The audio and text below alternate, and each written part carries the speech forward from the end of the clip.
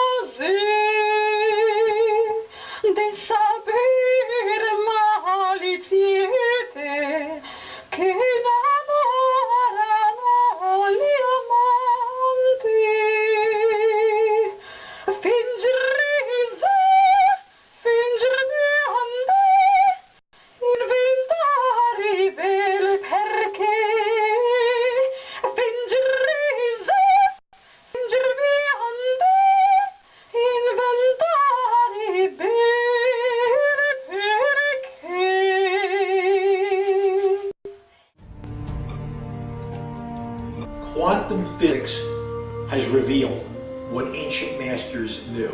Matter does not exist. The concept of substance arose from the philosophy of Aristotle, and from that concept came science's conception of matter. The fact of the matter is that the substance of the universe is consciousness. Belief that the substance of the universe is matter leads to what I call a fear-greed dichotomy, as people in their quiet desperation attempt to accumulate as many material possessions and riches as possible. In fact, the substance of the universe is consciousness. Therefore, it is behavior that is important.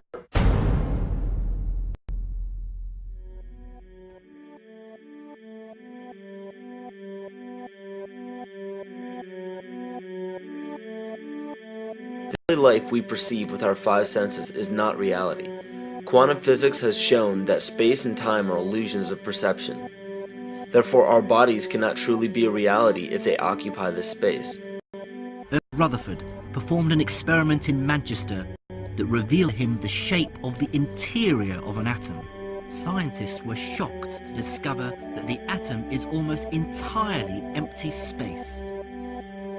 The question then became, how could this empty atom possibly make the solid world around us? The blank matter within the most basic building blocks of perceivable existence is malleable and molded by intent. This means that consciousness shapes our reality. This seems difficult to accept for most, and it is quite understandable. In modern times, we are taught from an early age how to think rationally and tangibly. This is a very left-brain method of education, and it has more harmful effects than is given credit for. The left brain deals with logic, details, facts, patterns, practicality, science, and math. as the right brain deals with feeling, intuition, symbols, images, risk-taking, philosophy, and religion. With a deliberate push for government-controlled educational curriculums, generation after generation of the youth are being taught to focus only on the facts, figures, and numbers. Repetition is used to train children subconsciously to accept what they're learning. Children aren't rewarded for questioning the validity of the information they receive. They are ridiculed. However, the children who blindly accept the information as true and merely regurgitate the information on command when it is time to take a test, those children go on to become the decision makers in our government, law, medicine, business, and every other occupation with power and prestige. The most detrimental effect of being pushed away from holistic thinking with the full brain into a strictly left brain thought is what is known as the suppression of the feminine. Every male and female have both feminine and masculine qualities. It has nothing to do with man or woman. These are represented by the left and right brain, yin and yang, black and white, light and dark, and most every other duality. Both are vital to our spiritual and physical health. So the intangible parts of our existence, such as emotions, are part of the true reality of higher consciousness. If emotions are part of a realm that we cannot experience with our five senses, then how is it that we are all aware of our emotions? What most people believe to be emotions are not truly the emotion itself. What we are experiencing is the physical manifestation of these emotions. Anger causes disturbance in the psyche, which manifests itself in the ego. These manifestations cause the heart rate to increase, body temperature to rise, and spawn many other physical traits that signify anger. Just as music from the radio is a physical manifestation of an intangible signal, our experience of emotion is the physical manifestation of an intangible signal as well. It has been shown that our emotions have a vibratory frequency to them. Furthermore, there are only two emotions that humankind experiences: fear and love. All other emotions branch either directly or indirectly from these two emotions. Fear has a long and slow frequency vibration to it, while love has a very rapid and high frequency. To show that vibration is the very foundation of existence, Hans Jenny developed what is known as cymatics in the 1940s to show that when vibrations of sound are passed through a form of media, there is a set pattern that will follow. When the frequency increases, the media develops into a more complex pattern. Precisely what is happening to our Earth and to humanity. There are 64 possible codes of amino acids in our DNA structure made from 4 elements: carbon, oxygen, hydrogen, and nitrogen. By any means of logic, we should have all 64 codes activated within our DNA structure. Yet we presently only have 20 active codes. And these 64 possibilities, it appears that only 20 of these codes are turned on right now for us, the 20 amino acids. There is a switch that turns off and turns on where those coding sites lie, and that the switch for that turning off and turning on is what we call emotion. And this is the first time that we've ever seen the patterns of emotion directly physically linked to human genetic material. Well, fear is a long, slow wave of emotion. So this wave of fear is a long, slow wave and touches relatively few sites on this DNA. So an individual living in fear is limited to the number of antennae that they have available to them, whereas an individual living in the pattern of love, this is love in DNA, you can see it's a higher frequency, shorter wavelength. We have many more potential sites for coding along that genetic pattern. This information, this is amazing. This is the first time we've ever had a hard digital link between emotion and genetics.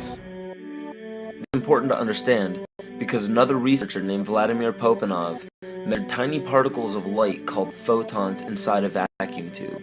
The photons were scattered as expected. A sample of DNA was then entered into the vacuum tube and they measured the photons again. They found that the particles of light aligned themselves along the axis of the DNA.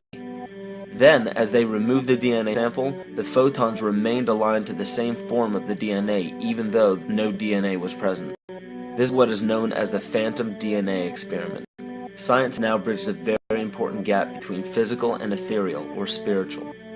Our emotions directly affect the structure of our DNA, which directly shapes the physical world we experience every day. So the messages left by the ancients that we've explained here were more than prophecies about a one-world government or a new world order. We now understand why the study of the heavenly bodies were so important. The rotation and orbit of all that makes up our universe serves as a clock to map changes and transitions.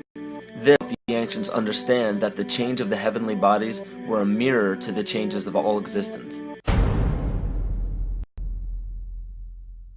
These are hertz, frequencies, or cycles per second that the musicians can retune their instruments to play and experiment with.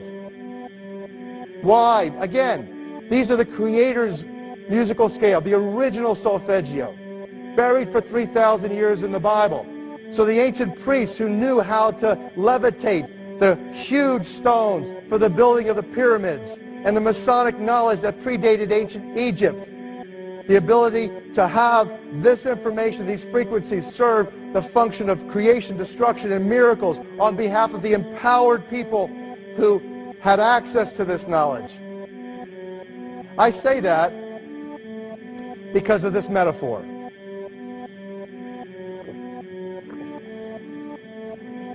This is the difference between the power of our Creator and anything else, particularly evil. That you can go into a pitch black room full of evil, full of darkness, and light a little candle, and instantly that darkness flees. But you can't do the opposite. You can't go into a well-lit room full of truth and wisdom and righteousness and joy and health and harmony with the universal power. And you can't take any amount of darkness and go into that well-lit room and have any effect whatsoever. That is the metaphor which I frequently think of when I think that I'm not empowered. It is the greatest lesson for me, and I think for everybody else, to know that we're on the winning side and that we win in the end. As you are watching this, understand that it is not a fight to be fought. It is not a war to be waged. No gun rights have to be exercised. Not a finger has to be lifted. Most people wonder how one person can make a difference. They ask that if all this is so simple and this information is available, why hasn't someone else conquered their fears and changed the world for everyone else? This is the most difficult and beautiful conundrum to our lives. Your reality affects you and only you. Your curiosity has led you to this genre of information to serve a very specific purpose in your life.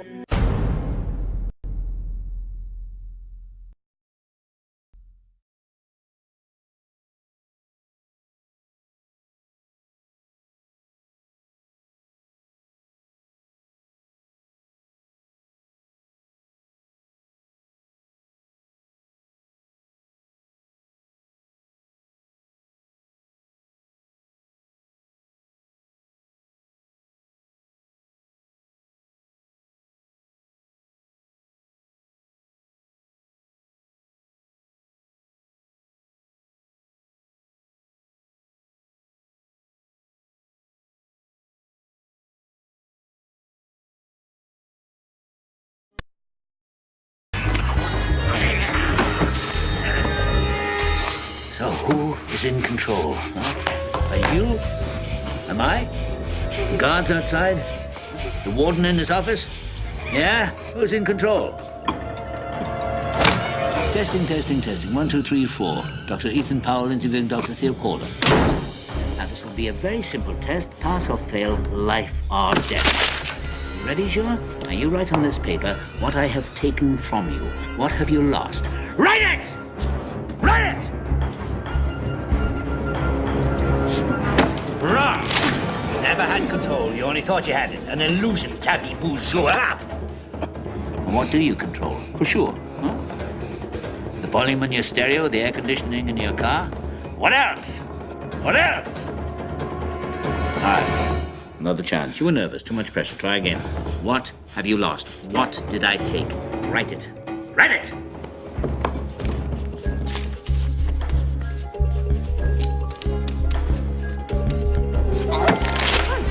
You're a fool, Juha. Do you think you were free? Where were you going at 2 o'clock today? Into the gym, right? In the morning, your wake-up call. In the middle of the night when you wake up sweating with your heart pounding. What is it that has you all tied up, Juha? Tied up in little knots? Is it ambition? Yeah. You're no mystery to me, boy. I used to be you.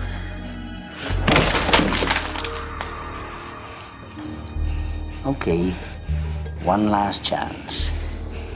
You think I won't do it? That's one psychiatrist less to the world. I'm already deep in the pit, so what can they do to me? Last try.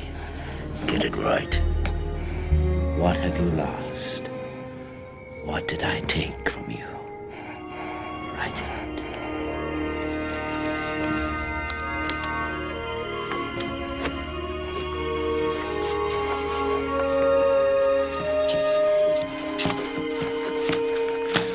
Yeah. Congratulations.